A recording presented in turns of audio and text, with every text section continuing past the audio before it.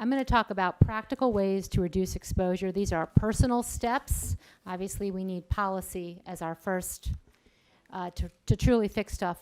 But, and while I'm also going to have the citation of who says this, because around the world, medical and scientific experts are saying this.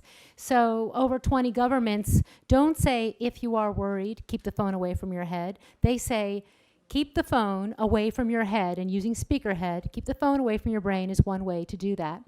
The American Academy of Pediatrics has 10 steps. One of them is avoid making calls in cars, elevators, trains, and buses. The cell phone works harder to get a signal through metal, so the power level increases.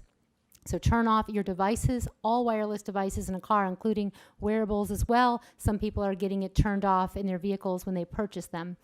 You can also disable different antennas. If you must use a cell phone, turn off the antennas you're not working, like Wi-Fi, Bluetooth, the data options. I know that when I got my new computer, Siri, my goodness, she was lambasting me, even though this was a computer, I had it on airplane mode, I turned Wi-Fi off the settings, but yet Siri comes on, and that's another antenna that I wasn't aware of, except I had a meter, so I knew. Athens Medical Association, the Cyprus National Committee on Environment and Children's Health. Reduce the apps on your phone, because apps are always updating, and if you reduce unnecessary apps, that's going to reduce unnecessary exposure. The Vienna Medical Association has amazing resource on this. Make shorter phone calls. Less time with a phone next to your ear means less exposure. So minimize your use of a cell phone and wireless devices. And I'll add that the Connecticut Department of Health says in their Q&A, scientists also agree that it is wise to reduce our exposure to RF energy whenever possible. Keep the cell phones out of your pants. The Cleveland Clinic has long talked about this. It's best to keep your cell phone as far away from the testes as you can. In fact, away from all reproductive organs, women as well. Keep the cell phone out of your bra, out of your spandex pants too, please, just off your body. No wireless toys for children. Especially the holidays coming up, the virtual reality that utilizes smartphones in that cardboard or any kind of apparatus in front of your eyes. Researchers have published, it's on our website, the first study that's looked at the penetration of the radiation into children, adults, and women with phones right in front of your eyes. It's heaviest to the eyes and the front part of the brain, and of course deeper into children's brains, into their memory centers.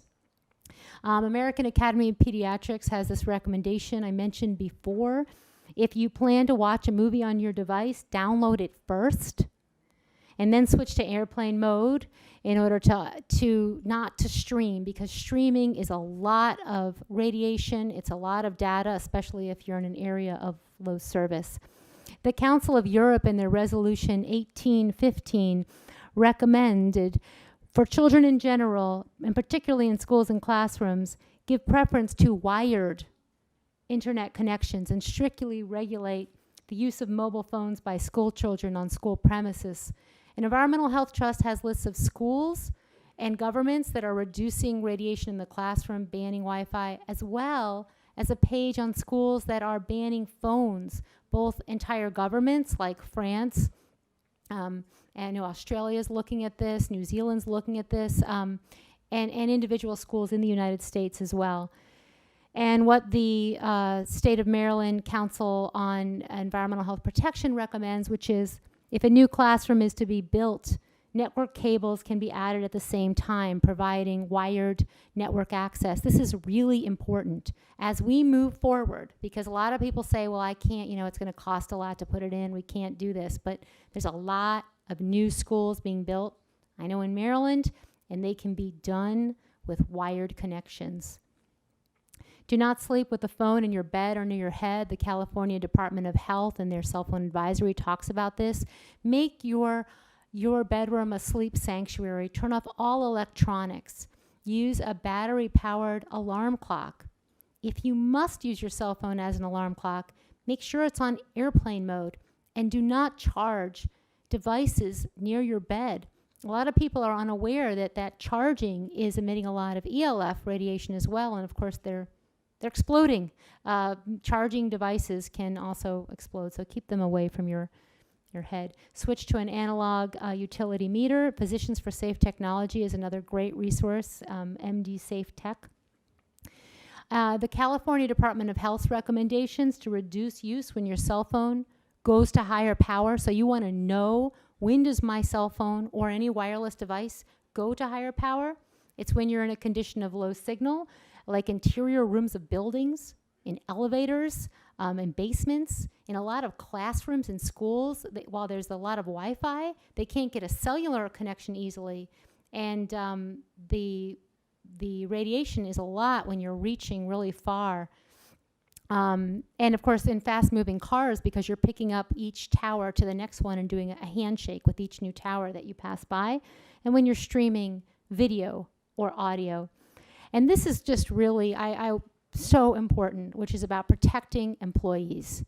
Now, the California Department of Health advisory on cell phone radiation came out after a public information request and a legal battle as well, which found almost a decade of recommendations that had never seen the light of day, which is becoming all too commonplace. But what's so important about those drafts, which I have poured hours and hours over, is that they were initially for the state employees, to protect the employees and what state governments and its employees can do to lower the potential risks from cordless phones and cell phones. That was from 2009. And one of them, which hasn't been talked about a lot, is that cordless phones, your home cordless phone, that emits radiation. So swap that out for your curlicue line, get a voice over IP, but use a regular phone like we used to use with a curly cord. They also talked about, and they have several pages of recommendations for the state to protect the employees. When purchasing phones, to require manufacturers to provide the SAR ratings for phones and to offer low emission accessories. And you can go online to see all of this. I think about people in retail, in coffee shops, in stores who have no choice. And if you tell them about this issue, they look at me and they say, well, what am I supposed to do? You know, and what are they supposed to do? And that's why this is so important that unions get educated on this and start to advocate, that we have policy changes to protect our workers. Keep laptops and tablets off your lap. Even if the Wi-Fi is off, it still emits an extremely low frequency field, so always have it on a table. And always turn off the Wi-Fi. If you must use Wi-Fi, when you're not using it, turn it off. There's a lot you can do without the Wi-Fi on. It's always pinging. The New Jersey Educational Association has a sheet that many of you took. We had a lot of copies here on how to minimize the health risks from wireless devices, and something that a lot of people don't think about is your printer.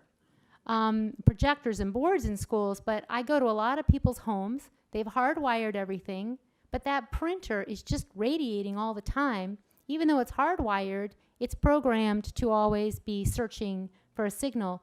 There's a way that you can go into it, just like you'd go into your router, and turn off those antennas. There's some I found I can't figure out how to fix it, but for most of them, you can turn off these transmissions.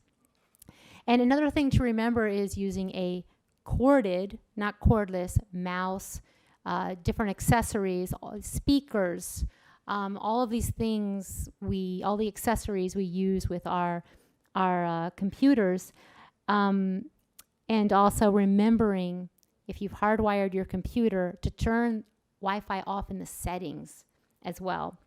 And that's a brochure from the Cyprus Children's Environmental Health Committee, their government committee that has just done amazing work.